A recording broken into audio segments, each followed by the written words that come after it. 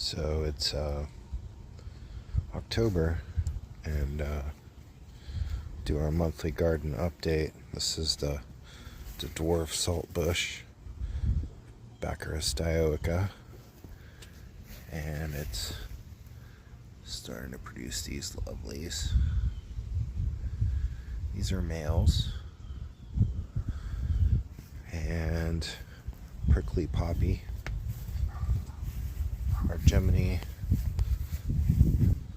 albiflora, and blue porterweed here, which is just starting to put out some blooms finally after a couple months. Small leaf square stem, Melanthera parvifolia, as you can see, has really spread out and filled in this space. I am just absolutely enthralled and in love with this species. Look at all that flower mass. But, here it's about 8 inches tall so far. I don't know how tall this will get as it starts to climb on top of itself. Asclepias perennis has bloomed. Here it's even got new blooms coming. The lance leaf tickseed just reseeds, blooms, reseeds, blooms. Popping up all over the flower bed now. This is the kidney leaf rosin flower,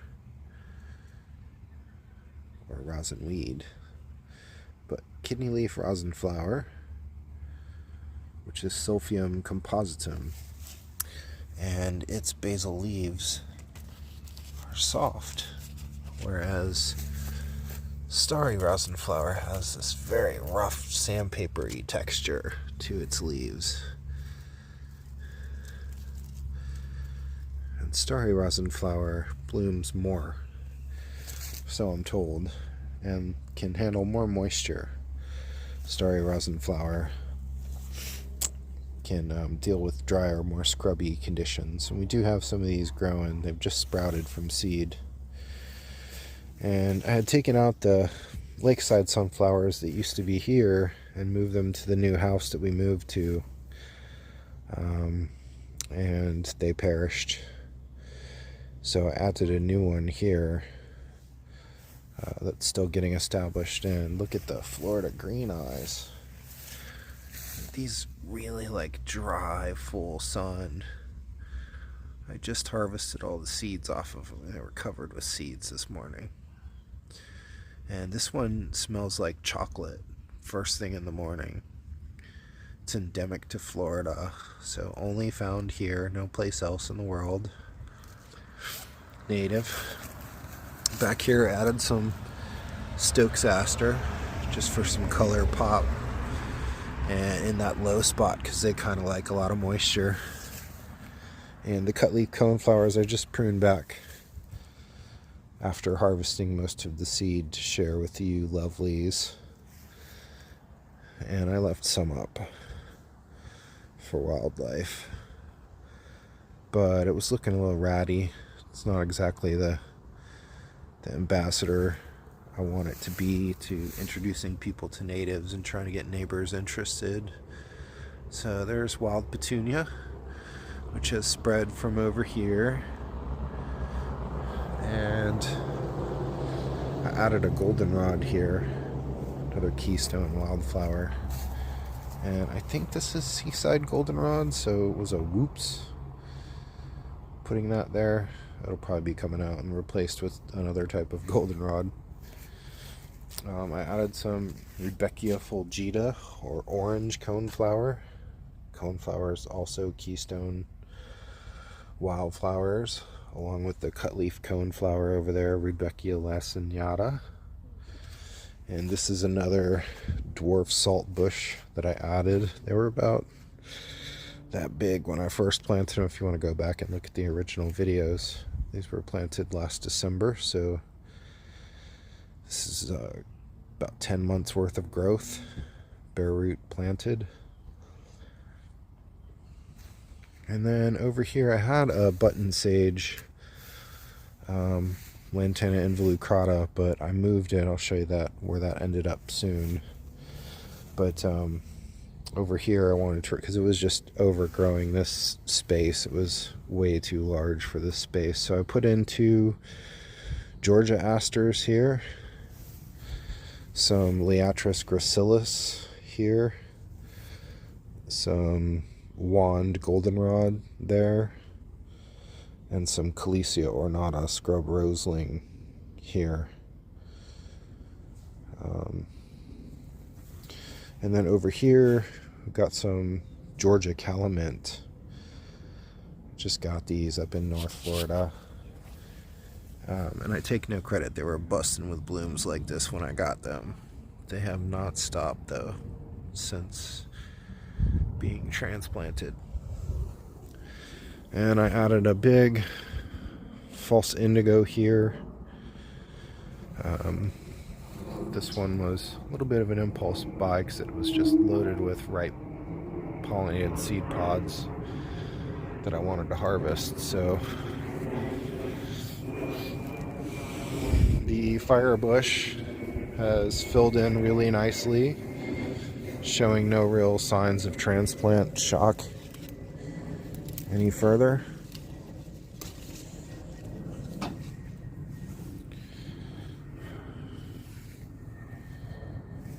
And the smoothleaf aster, this is the first time I've looked at it and it hasn't had a single flower open, but it is producing tons of seeds. And back here we put a clustered bush mint, and that has a whole second shoot coming out from the root base. Some wand goldenrod,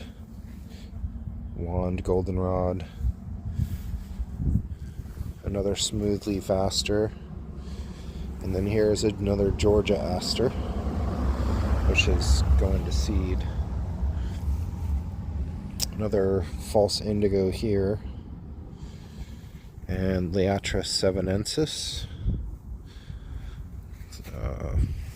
There's 1, 2, 3, 4. These 2 may have perished though. And then this is the crenulated lead plant, Amorpha crenulata. And we put a fiddlewood here as well.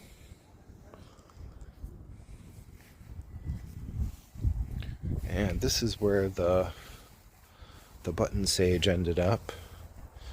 As you can see, it's still blooming 365 days a year, even right in the middle of transplant shock. But I did prune that back really hard to reduce some of the stress on the plant from that big move.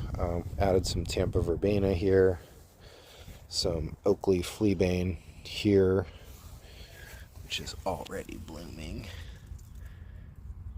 and seeding. There's another Tampa verbena, and then we have the Indian plantain here. More Oakley fleabane.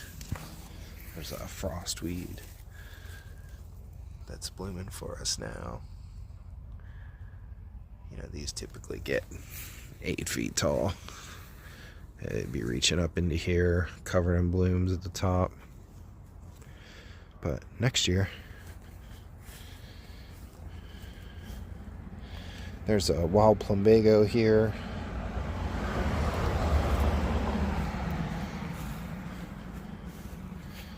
Yeah, we've been busy. And just set up this area in the back corner to organize our hobby plantings. Yay.